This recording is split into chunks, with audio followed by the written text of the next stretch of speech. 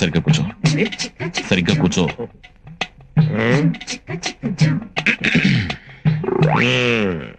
పెళ్లి కూతుర్ని పిలిపించమంటావా? పిలిపించమంటాడు బాబా, అందుకే వచ్చింది. పిలిపించు. అమ్మాయిని ఒకసారి పిలిపించండి. కూర్చోండి, పిల్ల తండ్రి నేను ఉన్నానుగా, పిలుస్తాను. అమ్మా, రాజన్న వచ్చినాడు, పెళ్లి కొడుకు రాంబ్రహ్మ వచ్చినాడు, వాళ్ళ సైడ్ బంధువులు అందరూ వచ్చినారు. ఒక్కసారి వచ్చిపోమ్మా మెరుపుతీగా. బావా, పెళ్లి కూతురు నిన్ను చూసావా? నువ్వు చూడలేదా? లేదు, వచ్చి శర్మని గడిపోయినట్టుంది కానీ పిల్ల కనపడలా. మా వాడు అమ్మాయిని సరిగ్గా చూడలేదంట, మళ్ళీ ఒకసారి రమ్మంటారా?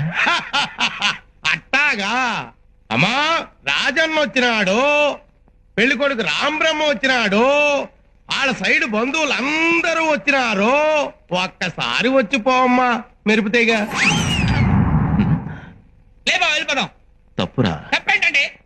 ఇందాక చీర కనపడింది, ఇప్పుడు అసలు ఏమీ కనపడలా. ఏమీ చూడకుండా పెళ్లి చేసుకుంటావా? పిల్లకి కొంచెం సిగ్గెక్కువ, తుర్రుమంటది, అందుకే మెరుపు తీగని పేరు పెట్టిన.